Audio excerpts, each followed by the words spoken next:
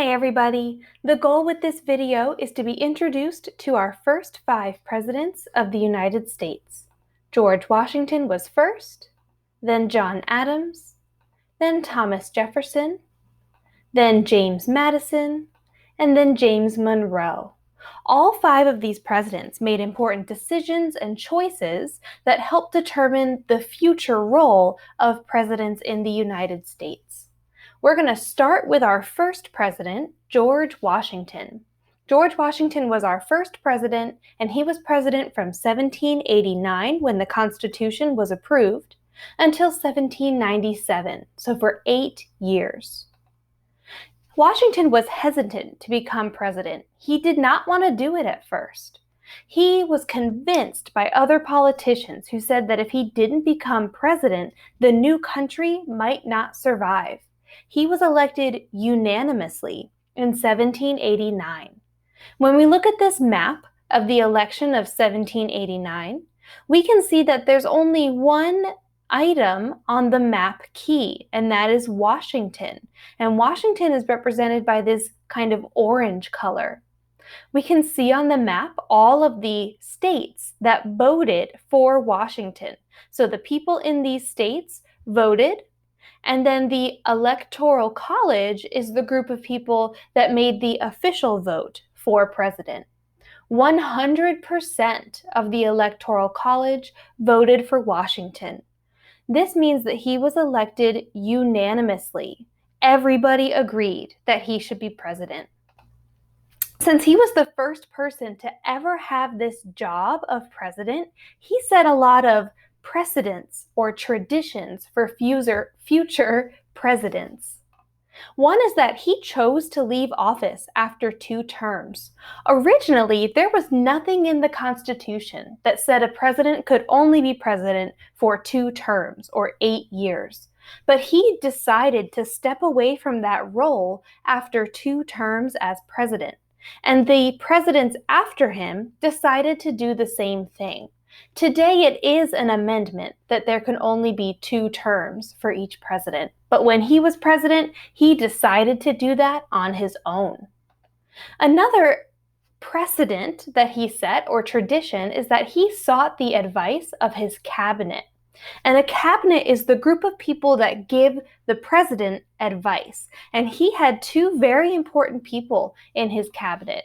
Alexander Hamilton, who was in charge of the Treasury Department, and Thomas Jefferson, who was in charge of the State Department.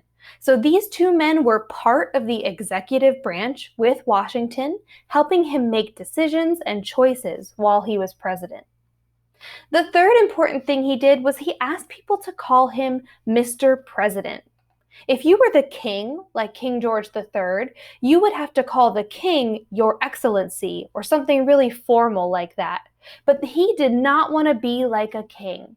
So instead of having people call him Your Excellency, he decided Mr. President would be a more appropriate way to refer to the president, because the president is supposed to be one of the people and not somebody above the people like a king.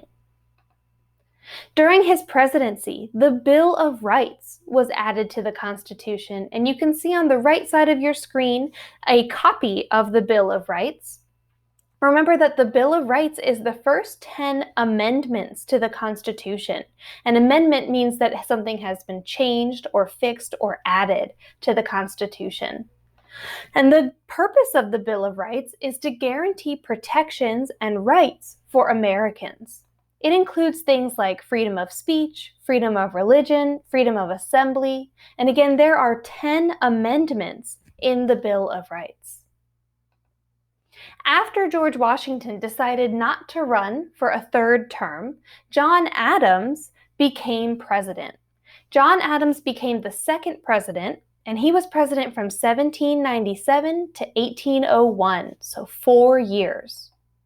So Adams ran against Thomas Jefferson in the election of 1796. They both wanted to be president. Adams won, and back then the rule was whoever came in second in an election became the vice president. We don't have that rule today still, but that was how it was done back then. So we can see on this map that there are two different sides now. Back when Washington was president, it was only him. But now we have two different people trying to become president.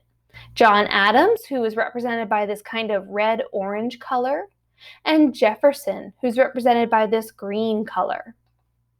Adams and Jefferson did not agree on a lot of things. They had a lot of different opinions about the way that the government should be run. So in general, the people in the North agreed with the way that John Adams wanted the government to be run, and the people in the South agreed with how Jefferson thought it should be run.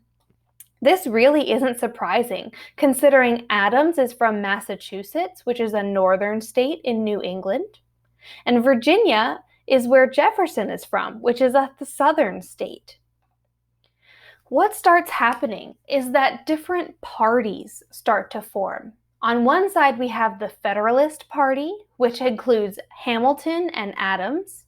The Federalist Party wants a strong central bank, a protective tariff, a powerful navy. They favored businesses and the wealthy, and they had support from New York and New England. The Republicans were the party of Jefferson and Madison. They wanted a weak central government. They wanted state banks, a minimal navy. So these two different factions or sides start to form under Adams and Jefferson. Everybody liked Washington while he was president. It was the opposite for John Adams. Lots of people, including Jefferson, disagreed with the decisions that he made and the laws that he wanted. While he was president, people started taking sides. And again, looking at this map, we can see that the country was pretty much split in half. The northern half agreed with what Adams wanted, and the southern half agreed with what Jefferson wanted. The Federalists and the Democratic Republicans became known as political parties. Before John Adams was president, there were no political parties necessarily the way that they are now in the United States. The two-party system developed while Adams was president. After the election of 1800, Thomas Jefferson becomes our third president. He's president from 1801 until 1809, so 8 years. John Adams ran against Thomas Jefferson again in the election of 1800, but he lost because while he was president, he made some choices that people did not like.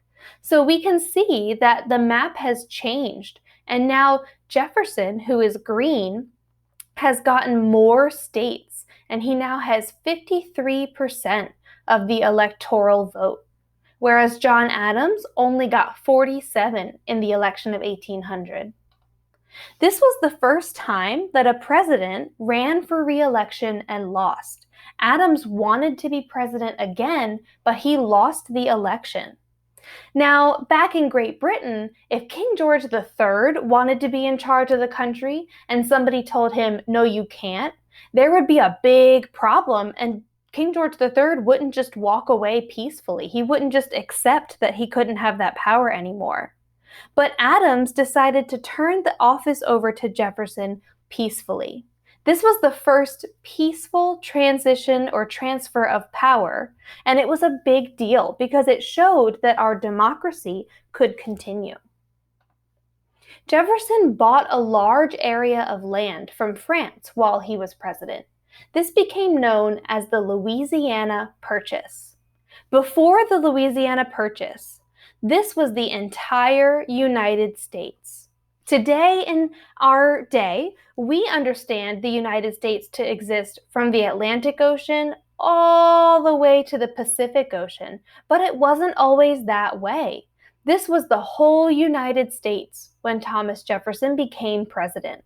And then when he bought the Louisiana Purchase, he expanded the country to include this area of land. This doubled the size of the United States of America. He grew our country by giving us more land by buying the Louisiana Purchase from France. He decided that he wanted to understand who and what was in that land. So he sent a group of people led by Lewis and Clark to explore the land he bought in the Louisiana Purchase. Lewis and Clark explored from St. Louis to the Pacific Ocean. You can see in our map key that the yellow line is the outward journey. That means the route that they took to get through the Louisiana Purchase. And the red line is the homeward journey, or the route that they took to get home back to St. Louis. So this yellow line shows them leaving St. Louis, going through the Louisiana Purchase, and then all the way to the Pacific Ocean. And then they came back home. And when they came home, they brought a lot of important things with them. While they were exploring, they kept a journal with all of the plants and animals and geography that they discovered. Remember that they didn't have cameras or video or anything that they could take a picture of what they found. So what they had to do was draw and write about what they saw on their trip. This is an example of something that William Clark drew while he was on the expedition. And this shows the Mississippi River and its tributaries. So while he was exploring with Lewis, they would be traveling and he would be drawing all of these rivers that he saw while they were going through their expedition. Then he could take this back to Jefferson when he got home and show Jefferson what he saw. There was no Google Maps or anything for Jefferson to just look up what the Mississippi River looked like. This would have been the first way Jefferson understood what the Mississippi River and the tributaries looked like. They also drew pictures of plants and animals that they discovered. So here we have a head of a vulture that Meriwether Lewis drew in his journal. And again, this is to show Jefferson the types of new animals that they were discovering while they were on their expedition. The Great Plains, which is where the Louisiana Purchase is, had different animals and plants than we had in Virginia. So this would have been the first experience Jefferson had with this kind of animal, Lewis's drawing of it. After Jefferson, our fourth president is James Madison. He is president from 1809 until 1817, so 8 years. Jefferson followed Washington's precedent and decided not to run for a third term. Remember, that's a choice that Washington made that the presidents after him followed. So we have here our election of 1808, and it shows now there are three kind of sides. The two biggest one are the Democratic-Republican candidate, Madison, in green, and the Federalist candidate, or Pinckney, which is in this kind of peach color. Madison wins by a lot in this election. You can see all of the states that he wins, and you can see that he wins 70% of the electoral vote. James Madison won in the election of 1808. He was from the same party as Jefferson. People knew his name because he worked with creating the Constitution and the Bill of Rights. His nickname is actually the Father of the Constitution because all of the hard work that he put into creating the Constitution. While he was president, Madison had to lead us through another war with Great Britain. This war was called the War of 1812. This was our first war after the Revolution as a new country, and it wasn't obvious that we would win. But we did win against Great Britain, and that means that we won a second time against Great Britain, and we get a lot of respect from Europe for that. After 8 years as president, he steps back, and James Monroe is elected the fifth president. He's president from 1817 until 1825. Madison also decided not to run again after his second term, just like Washington did the first time, and Jefferson chose to do the next. And after that, James Monroe becomes the fifth president. You can see that he is a Democratic-Republican candidate, and he's represented by green on the map. And the opposing is the Federalist candidate, King, which is peach on the map. You can see he gets all of these states. There are only 3 states that Monroe does not win. He wins 84% of the vote. Monroe didn't want another war, so he created something called the Monroe Doctrine. And in this Monroe Doctrine, he told Europe not to interfere with North or South America. Here is a political cartoon that shows the point of the Monroe Doctrine. We can see that the name of this political cartoon is Monroe Doctrine Proclaimed, 1823. Here in the middle, we have Uncle Sam, and Uncle Sam is supposed to represent the United States or the president saying something. And Uncle Sam is standing on the United States and South America.